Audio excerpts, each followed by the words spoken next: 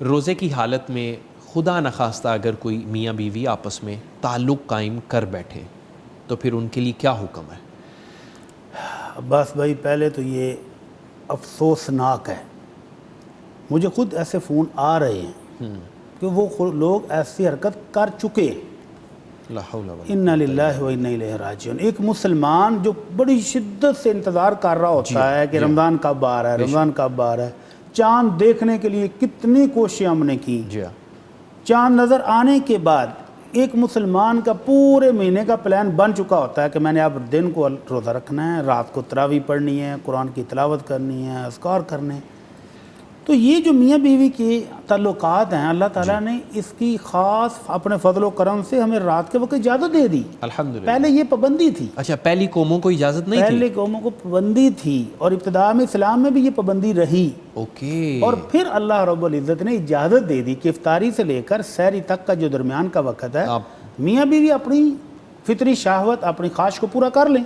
صحیح. تو یہ اچھا خاصا پی جائے، تقریباً برابر ہی ہے. جی جی جی. تو 10-11 گھنٹے اس فطری خواہش کو پوری کرنے کے لیے اللہ رب العزت نے اجازت دے دی. سبحان اللہ. اس سب کے باوجود اگر کوئی شخص یہ کام دن کے وقت روزے کی بے حرمتی کرتے ہوئے کرتا ہے تو یہ نہایت افسوسناک ہے.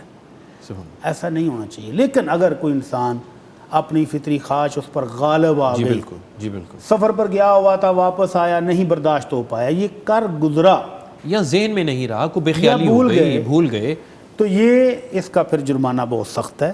اس کی سزا بھی اللہ نے بہت سخت رکھی ہے. اللہ کے رسول صلی اللہ علیہ وسلم کے دور میں بھی ایک واقعہ ملتا ہے ایسا کہ ایک صحابی آئے اور آ کر کہتے کہ اندر الفاظ پر غور کریں کہ ان کو یہ کام کرنے کے بعد ندامت اور شرمندگی کتنی ہے. الفاظ کیا ہیں؟ ہلاک تو یا رسول اللہ، اللہ کے رسول میں ہلاک ہو گیا. تو آپ نے پوچھا وہ ماں اہلک کا، تمہیں کس چیز نے ہلاک کر دیا ہے؟ تو کہنے لگا اللہ کے رسول میں روزے کی حالت میں اپنی بیوی سے ہم بستری کر بیٹھا ہوں. تو یعنی وہ بھی سمجھ رہا ہے کہ یہ اتنا بڑا جرم مجھ سے ہو گیا ہے کہ گویا میری دنیا اور آخرت گئی. تو اللہ کے رسول صلی اللہ علیہ وسلم نے پھر اس کا کفارہ، یعنی روزہ اتنی عظیم عبادت کہ اس کی بے حرمتی اگر جان بوجھ کے نہیں کی، انجانے میں بھی ہوئی ہے تو جرمانہ کتنا سخت ہے. جرمانہ تب بھی ہے. آپ نے پوچھا کیا تیرے پاس ایک غلام آزاد کرنے کی طاقت ہے؟ ایک غلام. صحیح. 10,000 درہم قیمت تھی نبی علیہ السلام کے دور میں ایک غلام کی. 10,000 درہم.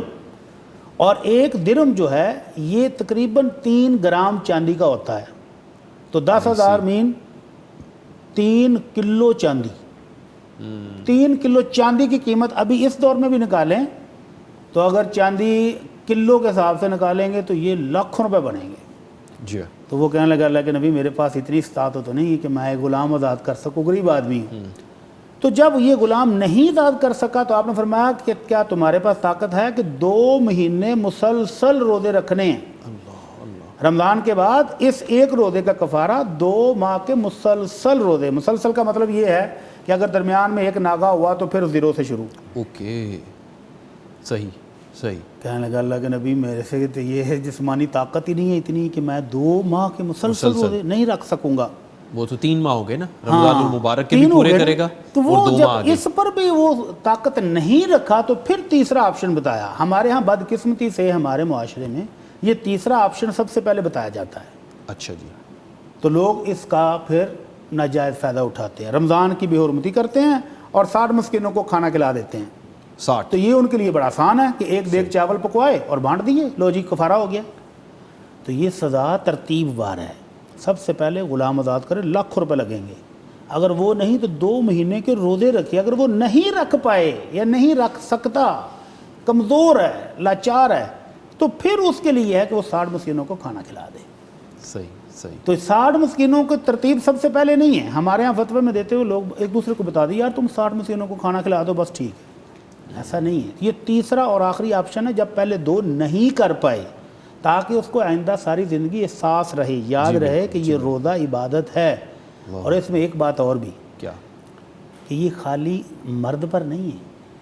اچھا، وہ دونوں رکھیں گے. اگر بیوی بھی اس رضامندی سے شامل تھی اس کام میں تو پھر دونوں کو یہی جرمانہ ہے کہ ایک غلام آزاد کریں یا 2 مہینے کے روزے رکھیں یا پھر 60 مسکینوں کو کھانا کھلائیں.